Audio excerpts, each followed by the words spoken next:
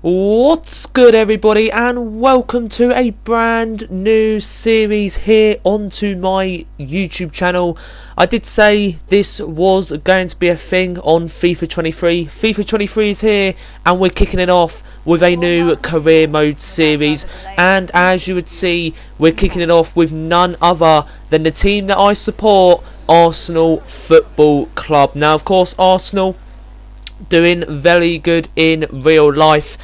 Over the last couple of seasons though, a bit on and off. Of course, last season in real life they did of course finish 5th after being a highly anticipated team to go ahead and finish in the top 4. However, this season in real life, I believe we're about 7 or 8 games into the Premier League season, and Arsenal are currently sitting top of the Premier League table. So as you would see, looking at the Arsenal 11, it's a very young team. It's the youngest team within the Premier League. They've got the youngest manager, Mikel Arteta, within the Premier League as well. So it's a very youthful team. You've got the likes of Bukayo Saka, England's probably best right winger.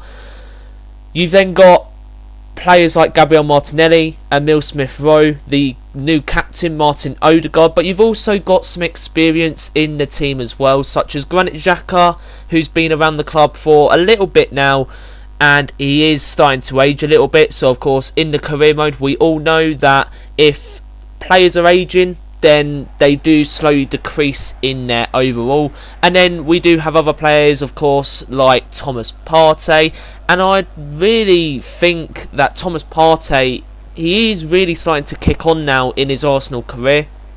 He had a bit of a sort of, I don't know what you want to call it, but he wasn't really performing as well in his first season at Arsenal. So as you would see then, just getting past the team, looking at the team, it's a very good team. You've got the newly added players such as Gabriel Jesus, Alexander Zinchenko. You've also got Fabio Vieira and players like that. So all the new transfers within the game, loving that. New kits as well. The Arsenal kits are looking absolutely amazing within FIFA 23. But we looked at the transfer budget, £90 million. Now, none of that money will be spent within the opening season or the opening transfer window. I have turned that off just because we've just had a transfer window in real life, and I really don't want to add new transfers on top of the other transfers and make it a bit unrealistic, the fact that we're going to have more players added to the squad when we've already had new players added. So again, turning off the first transfer window makes it a bit more realistic, and I want this series to be as realistic as possible. So as you would see then, we did go ahead and look at the youth academy. Not too many youth players at the moment that are exciting me, and again, youth academy in FIFA 22 it was a bit on and off. There was some youth scout reports that you got amazing players on, and then you got others that it was a load of rubbish. So again, I was hoping in FIFA 23 that they would improve the youth academy, but it doesn't look like they've improved it yet. So again, hopefully it might come in a patch later on in the game, but again, we'll have to see. So again, looking at all the finances of the club, the team, the youth academy, the objectives. The big one, finish in the top 4 of the Champions League. You then have to win the Europa League and win the FA Cup. So they're looking for a double this season trophy wise, and they're looking for that Champions League football for season 2 of the Arsenal career mode series. So getting past that then, knowing our objectives, and it was time for pre-season. Now of course I don't really show pre-season, but pre-season I wanted to get used to the game, I wanted to get used to the players. We started really well in our first game here against Seville. Only 2 games in pre-season. We've got one against Seville, and we've also got one against Roma coming on later in the episode as well. But as you would see, Gabriel Jesus, Gabriel Martinelli, the 2 Brazilians, getting the first 2 goals of the game. And then I don't know what happened, but Seville found a way back into the game, and at full time it finished 2-2. So I was thinking to myself, surely not. Surely this isn't an Arsenal team that's going to bottle everything this season. But at the moment, it's looking a bit like that. So first pre-season game out of the way, and again, that's just a little warm-up. That's nothing to look upon. It could be, but it's not. But what I learned from that first game, the Brazilian connection, it's definitely helping. So going into our second pre-season game then against Roma, Jose Mourinho's Roma, you would see here that new animation, the power shot animation. Basically, when you go up for a power shot, it's a new sort of shot within the game. Basically, it's when you put like max power into your shot, and it's basically sometimes an automatic goal.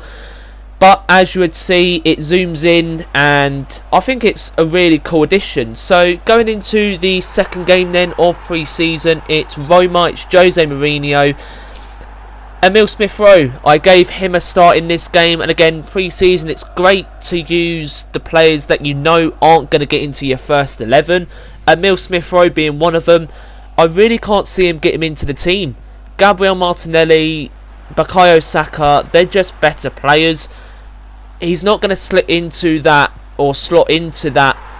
midfield, that attacking midfield, because we've got the likes of Martin Odegaard, we've got the likes of the newly added Fabio Vieira as well. So he's not going to get into the centre attacking midfield, and he's not going to get onto the wing. So where's he going to play? He's not going to get up front because we've got Gabriel Jesus and Eddie Nketiah. So where is he going to slot in? At the moment, he's got to fight for his spot. He's going to be on the bench at the minute, so he's got to fight for his spot in the first team.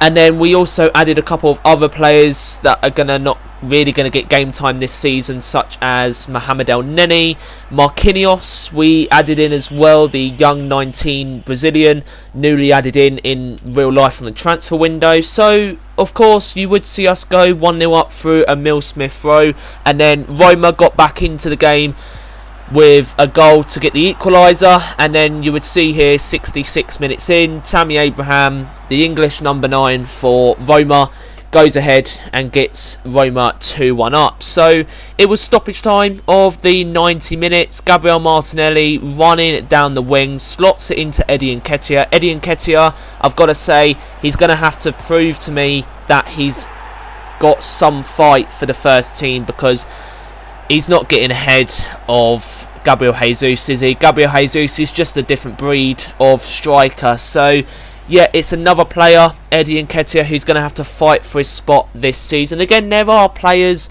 that are automatic spots in the first 11. For example, the two centre-backs, Gabriel, William Saliba. No one's getting ahead of them two. That connection will be brilliant.